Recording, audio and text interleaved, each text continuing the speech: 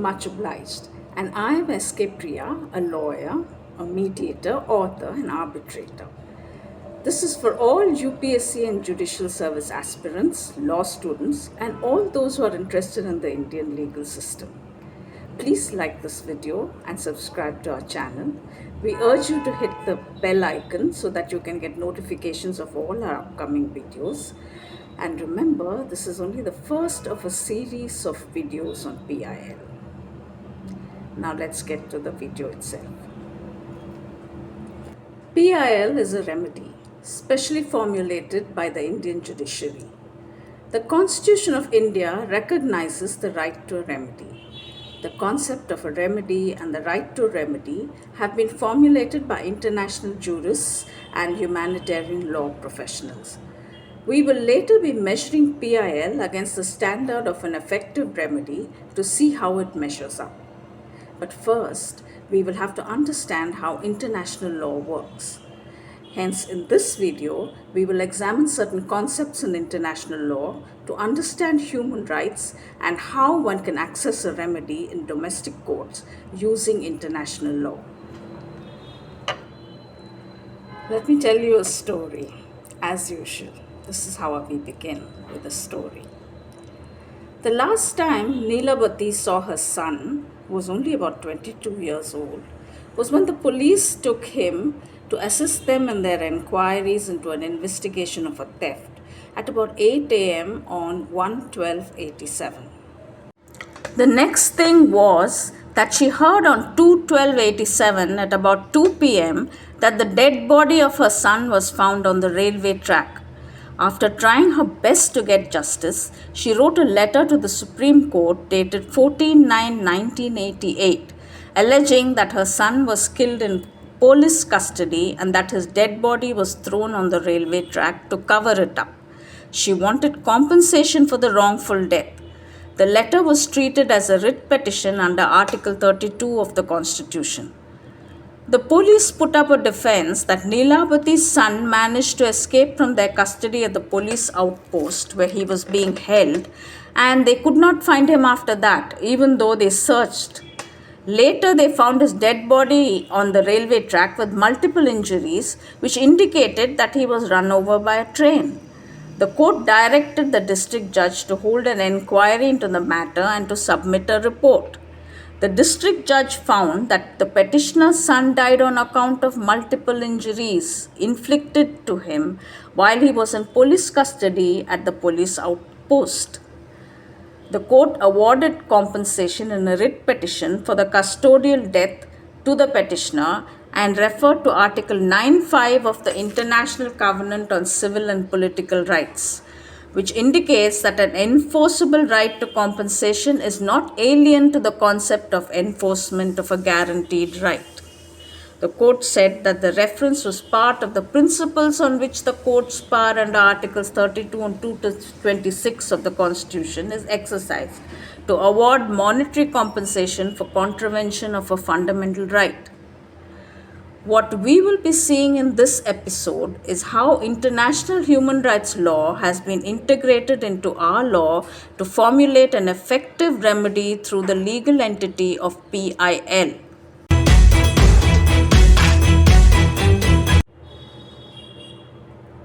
Before we examine the remedy and the right to a remedy, there are some aspects of international law that we will have to familiarize ourselves with. What is international law? Can we access it easily? Is it available to all? Are there special courts to deal with it? What does it have to do with PIL?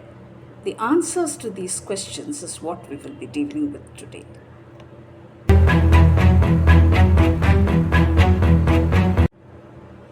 International human rights law not only recognizes the human rights of every human being, but it also establishes a concurrent obligation on states to ensure, secure, or guarantee the effective enjoyment of human rights to all within their jurisdiction. The obligation to respect, ensure respect for, and implement international human rights law and international humanitarian law as provided for under the respective bodies of law emanates from treaties to which a state is party, customary international law, as we will be seeing, some rights and obligations are also part of common law, international common law, also called customary law, part of several documents and judicial pronouncements over several legal jurisdictions across several countries and continents. And C, the domestic law of each state.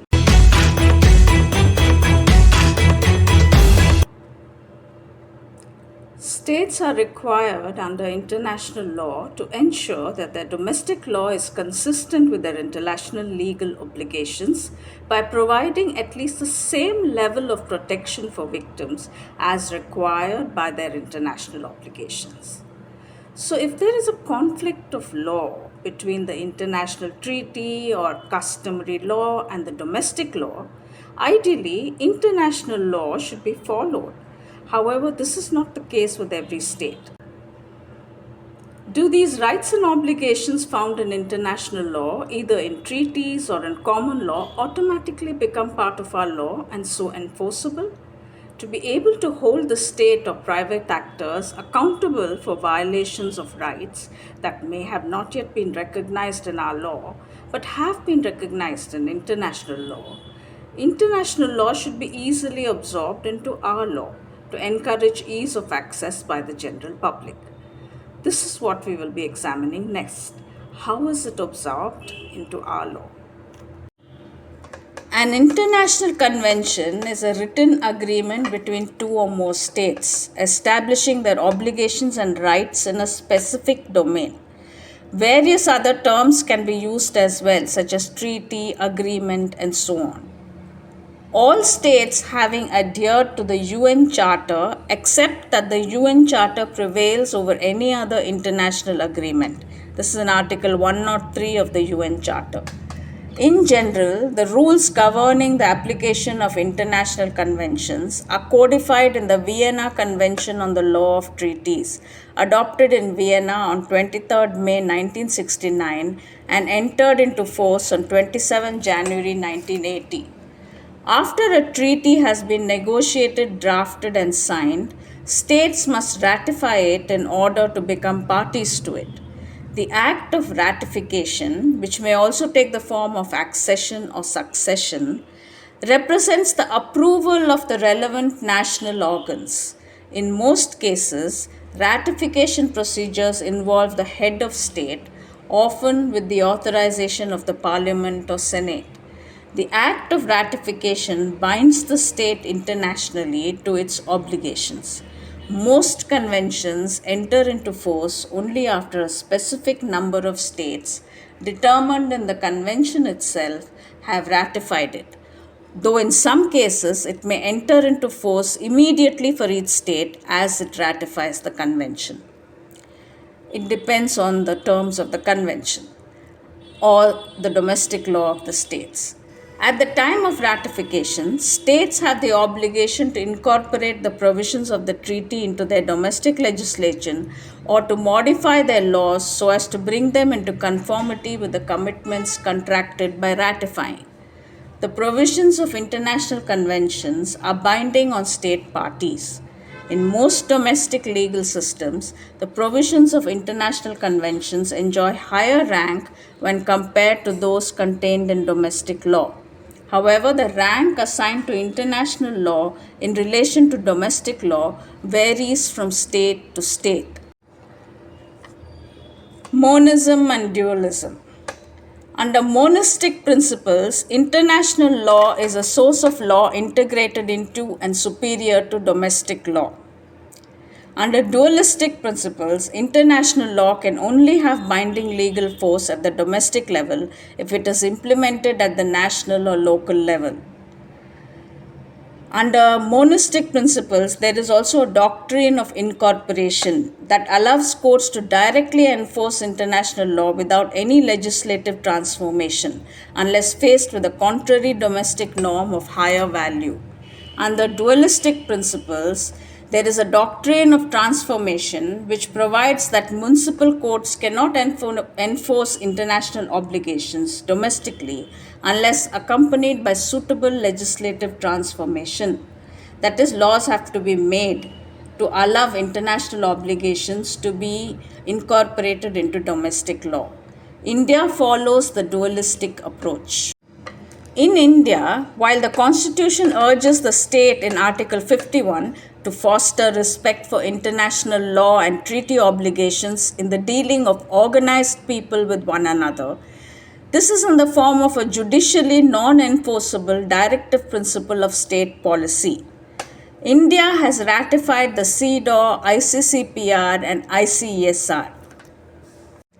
Article 246 of the Constitution, read with entries 10 to 14 of the Union list of the 7th schedule of the Constitution, enumerating powers of the Union, provides that legislative competence over foreign affairs, over entering into treaties with foreign countries and implementing them domestically, lies with the Parliament.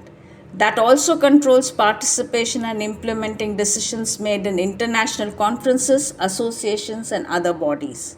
Article 253 grants Parliament the power to make law for the implementation of international obligations, even to those matters that lie in the state list.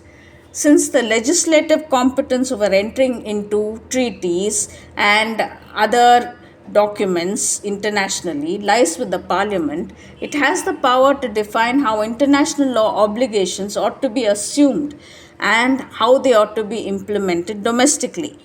By Article 73, the powers of the Union Executive are coterminous with that of Parliament. If we interpret Article 246, entries 10 to 14 and Article 73 of the Constitution of India, we get A. It is open to Parliament to pass a law regulating how international obligations are assumed on the international stage and how they are implemented and enforced domestically. And B, in the absence of such legislation, as is the case currently, the power to enter into treaties has devolved upon the executive.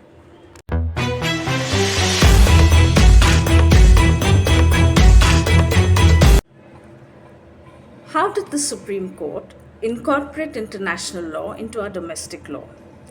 Remember that in our previous video, we spoke about the way the Supreme Court crafted the remedy PIL by breaking barriers. We have seen how India follows the dualist position. In certain cases, the Supreme Court has categorically stuck to the Indian position on dualism. But in certain cases, especially PIL cases, it blithely applied international law to the case on hand, regardless of the doctrine of transformation. This is another instance of the Supreme Court breaking barriers of jurisdiction, separation of powers, important legal doctrines and concepts, in the case of PIL, in flexible and proactive ways to increase access to justice. Let us see how this gradual change in the court's approach to application of international law in domestic cases happened. We have already seen that the position in India is that Parliament or the executive have to take action to implement international law despite signature or ratification by the executive. This was the Supreme Court's viewpoint in the beginning. In the case of Jolly George Verghese versus Bank of Cochin, the appellants Jolly George Verghese and another were judgment debtors in a case where the Bank of Cochin, the respondent, was the decree holder.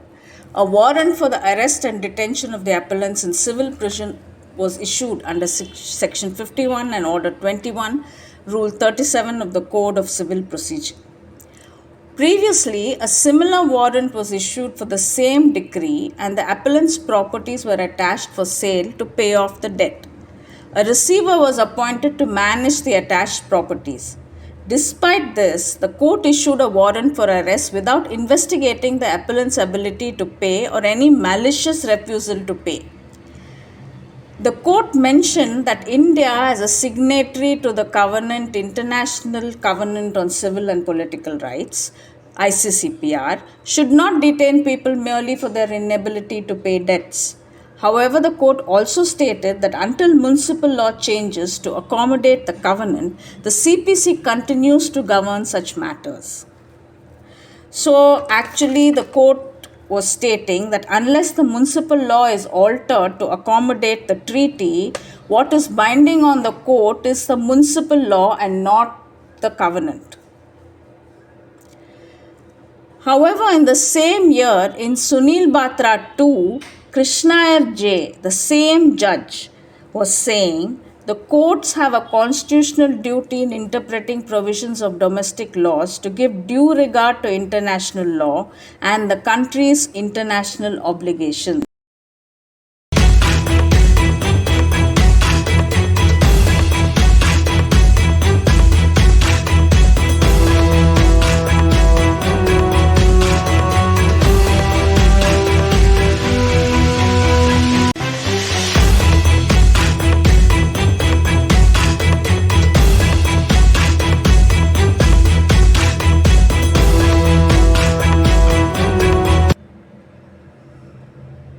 In 2004, in a case on cess on coal, tea, cement, etc., State of West Bengal versus Kesoram Industries, the Supreme Court expressly recognized this practice of bypassing executive assumption of international obligations by stating that even if India is not a signatory to the relevant international treaty or covenant, in the minority judgment of Sinha J.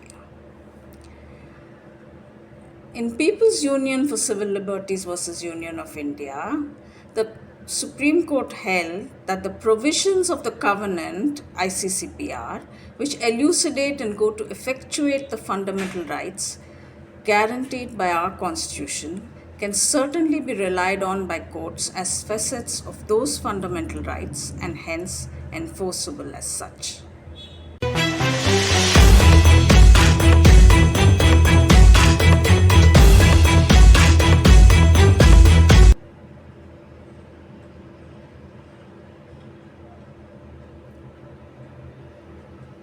In certain cases, the Supreme Court has categorically stuck to in the Indian jurisprudential position of dualism. In the case of Jolly Joseph Verghese versus Bank of Cochin, they stated that the municipal law is altered to accommodate the treaty, and until that happens, what is binding on the court is the municipal law and not the international law. And in the case of State of West Bengal versus Kesoram Industries, which we just saw, the majority judgment held and it re-emphasized that India obeys the doctrine of dualism and stated that any treaty that has been entered into by India cannot become the law of the land unless the Parliament passes a law under Article 253 of the Constitution of India. The same was the case with Bhavesh Jayant Lakani versus State of Maharashtra. India follows the doctrine of dualism and not monoism. This is what the Supreme Court said. So we can see that the Supreme Court has not yet considered international norms as binding on all actors in the same sense as domestic law, and has not yet held that the international law can give rise to an independent cause of action. But in certain PIL matters, when the court is called upon to adjudicate on matters, it applies international law to the case, if necessary, and provides it such a strong and substantive underpinning that its approach is closer to monist doctrines than dualist ones.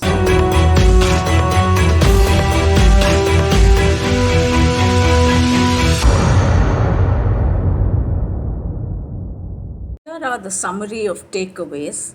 International laws can either be directly incorporated in the domestic law or they may require further modification of the existing national law.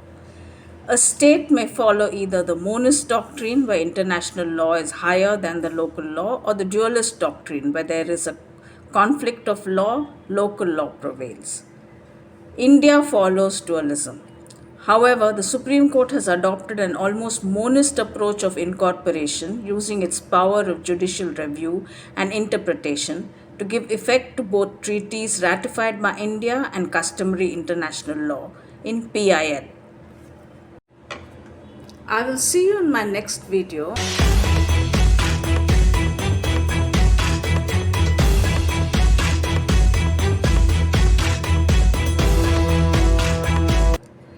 Please like this video and subscribe to my channel and also my other channel, The Priya Vasudevan. And if you like, please buy my book Middle Time from Amazon or Flipkart.